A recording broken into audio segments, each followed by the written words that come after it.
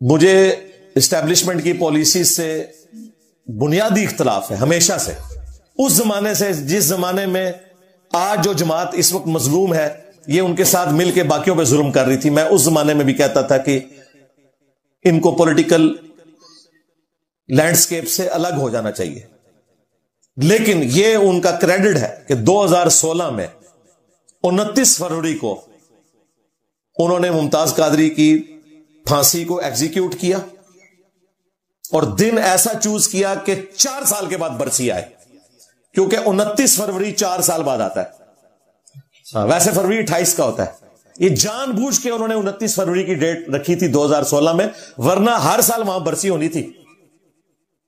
تو وہ برسی تو مر گیا، ہاں، کیونکہ وہ دن ہی نہیں آنا، کس طرح مناون.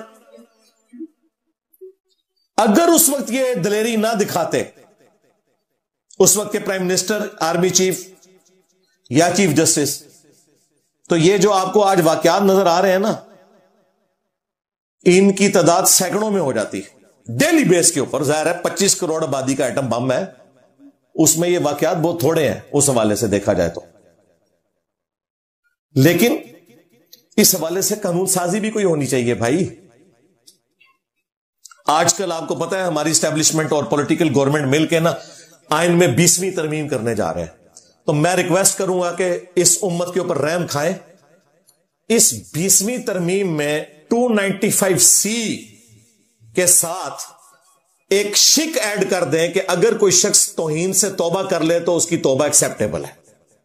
ورنہ یہ 295C جب اس طریقے سے رہے گی بغیر اس کی تفصیلات کے تو اس کو لوگ مس یوز کرتے رہیں گے.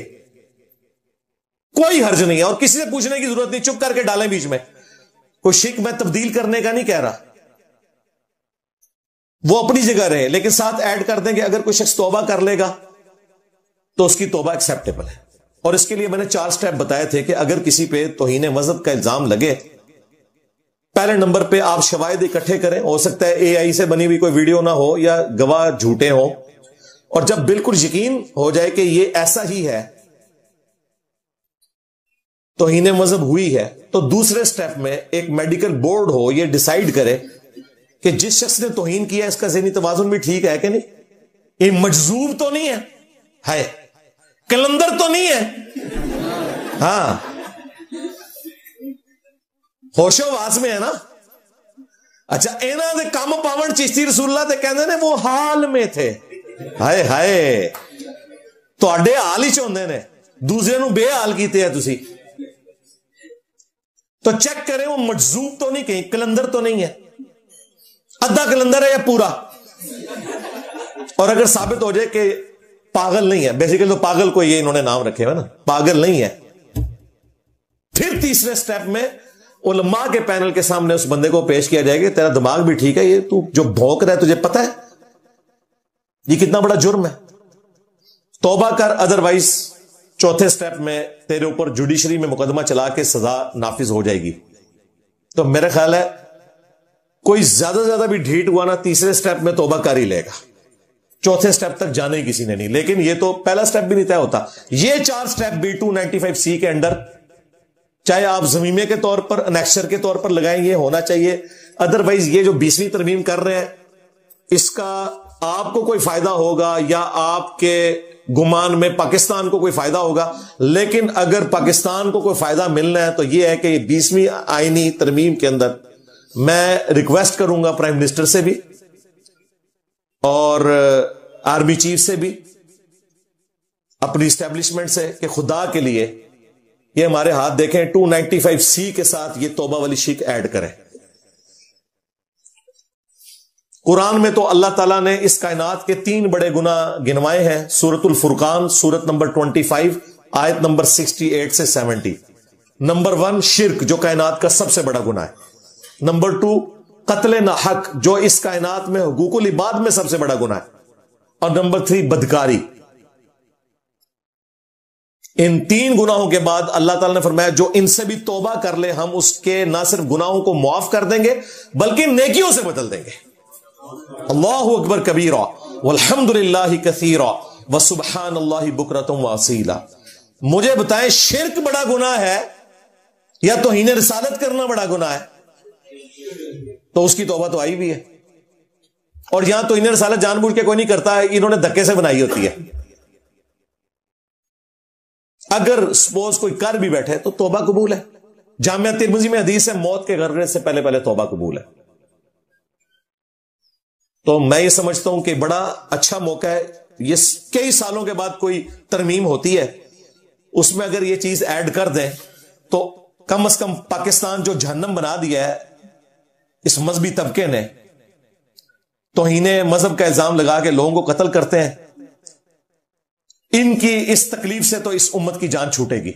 ہمیں یقین کریں, رفع الیدین کرتے ہوئے کسی ہندو سے ڈر نہیں لگتا, کسی عیسائی سے ڈر نہیں لگتا, کسی کرسچن سے ڈر نہیں لگتا, مسلمان سے ڈر لگتا ہے. اس مسلمان سے کہ جس کی نماز قادیانیوں والی ہے. ہاں جی, حنفی بریلوی, حنفی دیوبندی, حنفی قادیانی. قادیانی بغیر رفع الیدین کے نماز پڑھتے ہیں کیونکہ وہ حنفی ہیں. ہم رفع الیدین سے نماز پڑھتے ہیں کیونکہ ہم محمدی ہیں صلی اللہ علیہ وآلہ وسلم. ہم اس طریقے پہ نماز پڑھ رہے ہیں جو بخاری مسلم میں لکھا ہوا ہے, اور تم اس طریقے پہ نماز پڑھ رہے ہو جو قادیانیوں والا طریقہ ہے.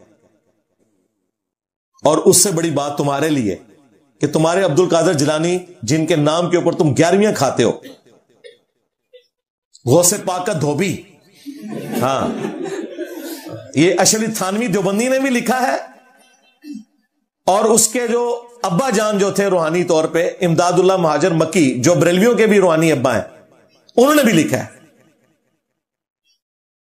تو غوث پاک نے نماز کا طریقہ غنیت الطالبین میں وہی لکھا ہے جو بخاری مسلم میں رفع الیدین والا.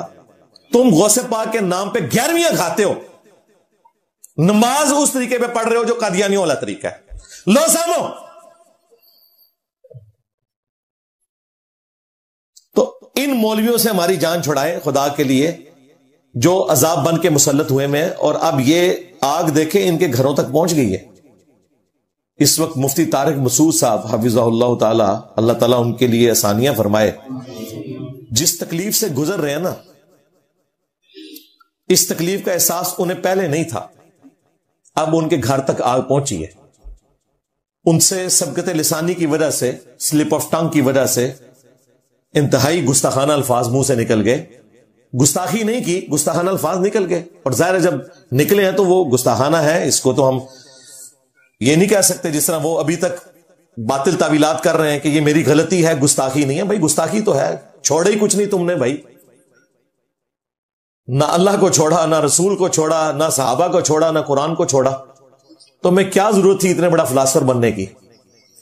اس ٹاپک کا تم لوگوں کو, تمہارے بڑوں کو بھی آئیڈیا نہیں ہے کہ یہ امی کو کس طریقے سے بریف کرنا ہے ورڈ کو. پھر تم جاپان کے ڈاکٹروں کے ساتھ نبی الاسلام کا کمپیریزن ایک غلط طریقے سے کروا رہے ہو. میں نے ہر چیز کا جواب دیا ہے, میں نے باتیں اس سے زیادہ سخت کی ہیں. اگر آپ میری ویڈیو دیکھیں 2.25 گھنٹے کی, تو میں نے مفتی طارق مسعود صاحب سے زیادہ سخت باتیں کی ہیں, لیکن ایک علمی ڈیکورم کے اندر. لیکن وہ انہوں نے کوئی خیال نہیں کیا. بعد میں معافی مانگی, پھر غیر مشروط مانگی. ابھی تیسری ویڈیو بھی آئی ہے اور اس میں انہوں نے ہمارا عقیدہ اڈاپٹ کر دیا ہے. چشتی رسول اللہ دکھا رہے ہیں, اور وہ جو انہوں نے امیج دکھایا ہے نا, وہ امیج میرے ہاتھوں کا بنا ہوا ہے. میں اپنا امیج پہچانتا ہوں. وہ جو امیج ہے نا, وہ آپ ہمارا امیج دیکھیں بنا ہوا, جو میں ہر ویڈیو میں ڈسپلے کراتا ہوں. سبا سنابل کا ریفرنس, کیونکہ وہ 2 صفوں پہ تھا تو وہ 2 صفحے میں نے جوڑے تھے. اس پہ ریڈ میں نے وہ ڈبا بنایا ہوا ہے, پھر پیجز کے اوپر بھی وہ ڈبا بنایا ہوا ہے. وہ ایگزیکٹلی وہی پیج ہے انہوں نے یوز کیا ہے. اچھی بات ہے. اور والے بھی ہیں سرکار, تھانوی رسول اللہ بھی دکھا دینا چاہیے. ہاں, اس لیے کہ دیوبندی بھی ان کے خلاف بنا رہے ہیں نا کلپ. صرف بریلویوں کو نہیں چپ کروانا چاہیے تھا, انہیں چاہیے تھا کہ یہ کہتے ہیں کہ بھئی تھانوی رسول اللہ کا بھی تو دفاع کرتے ہو نا, تو میری بھی تعویل قبول کرو.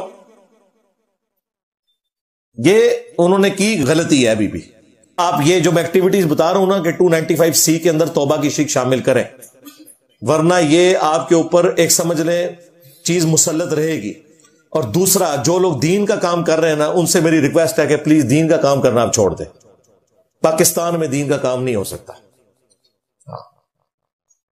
اس میں زیادہ سے زیادہ یہ ہے کہ آپ آیت اور حدیث کسی کو بتا دیں مائک پہ آ کے, कैमरे पे आके आपने कोई बात करनी नहीं, और ये देखें आपको किस तरह ये कोबरा सांप काट जाएगा।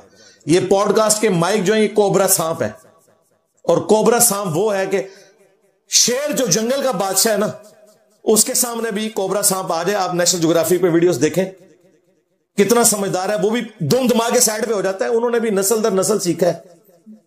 ये है तो इतना सा, लेकिन अगर इसने डस लिया तो 40 मिनट के अंदर मेरी मौत हो जाएगी। उसे तो एंटी वैनम भी किसी ने नहीं लगाना। तो ये पॉडकास्ट के माइक वो कोबरा सांप है। ये अगर आपको डस लेंगे ना तो आप फिर प्लेनेट अर्थ से बाहर ही जाएंगे। ये तो इन्हें मजहब का इल्जाम लगे तो क्या है, मतलब दुनिया से तो गए ना। इसलिए ये जो चीजें आप लोग कैमरे पे बैठ के कोई इल्मियत झाड़ रहे होते हैं ना, तो उसको 2 दफा 3 दफा सुन लिया करें कि आप क्या इरशादात आलिया इरशाद फरमा रहे हैं। वैसे तो पाकिस्तान तो अब इस काबिल नहीं कि यहां बैठ के कोई तबलीग करे, सीधी सी बात है। मेरा मामला, मैं तो क्या, मैं तो चलती फिरती 302, सीधी जी गल है। हाँ, हमने तो फैसला किया हुआ है कि चुन चुन के कोई बाबा इनका नहीं छोड़ना। जिसने रसूलुल्लाह के साथ गद्दारी की है सल्लल्लाहु अलैहि वसल्लम, बिल्कुल उसे अपने इल्मी नेज़े की नोक पे मैंने लेना है, चाहे कोई पुराना है, चाहे कोई नवा है या आने वाला है ना था। बिल्कुल जिसने काम डाला है नहीं छोड़ेंगे अल्लाह के फजल से इंशाअल्लाह। तो मुझे बड़ी खुशी हुई, मुफ्ती तारिक मसूद साहब ने चिश्ती रसूलुल्लाह वाला वाकया डिस्कस किया। वो टॉपिक जिसके ऊपर ये हमें टॉन्ट किया करते थे, आज वही टॉपिक इनके काम आ रहे हैं, देख लें। और मुझे ये बहुत पहले पता था। मैं 2009 में जब दावत और तबलीग का काम मैंने स्टार्ट किया तो मुझे अंदाजा हो गया कि ये मेरे ऊपर तो इन्हें मजहब का इल्जाम लगाएंगे। मैंने उसी जमाने में अंधाधुन पैरवी का अंजाम लिखा। देखें, मैं उस वक्त से मुसलसल, फिर 2012 में इंडिया और पाकिस्तान के बुजुर्गों के 19 गुस्ताखाना इबारात का तहकीकी जायजा मसला 71B, मुसलसल मैंने देखा ये इस जख्म को कभी ठीक नहीं होने दिया। चिश्ती रसूलुल्लाह को खुरचता रहा हूं, जैसे ही ठीक होने लगता है फिर खुरच देता हूं। अब कैंसर बन गया अल्लाह के फजल से। अब कोई इलाज नहीं, कीमोथेरेपी करा लो जो मर्जी, मैं कैंसर बना देता। ये क्यों बनाया था? मुझे पता था कि जिस दिन मैंने इन्हें खाली छोड़ा ये मेरे ऊपर तो इन्हें मजहब का इल्जाम लगाएंगे। और आज क्या हालत है, दुनिया को ये सर्टिफिकेट देते हैं इश्क रसूल का, और अपने इश्क रसूल का सर्टिफिकेट मुझसे मांगते हैं। इंजीनियर साहब साढ़े बुजुर्गों को गुस्ताख ना क्या करो। देखा है वो कागजी शेर साद रिजवी, वो कोई बात ना करे फिर वो छिड़ जाएगा। हाय हाय हाय, वो छिड़ जाएगा। एड्डा डरते रहे, उन्हें पता है कि उन्हें छोड़ना कोई नहीं किसी को। तो मैं छिड़ना तो फिर मैं दसदा कि थोड़े बड़े ने काम पाया। हाँ, तो मुफ्ती साहब से मैं रिक्वेस्ट करूंगा कि चिश्ती रसूलुल्लाह के ऊपर अभी भी दिलेरी से नहीं बोले, सिर्फ हवाला दिखाया और उसके बाद वो कितना डर रहा, कहते हैं मैं इसके सही या गलत होने पे बात नहीं कर रहा। ओ छड़ दो, कितना डर नहीं हो ना को, छड़ दे बुजदिली, जना मर के सामने आ, क्या एक कुफर है?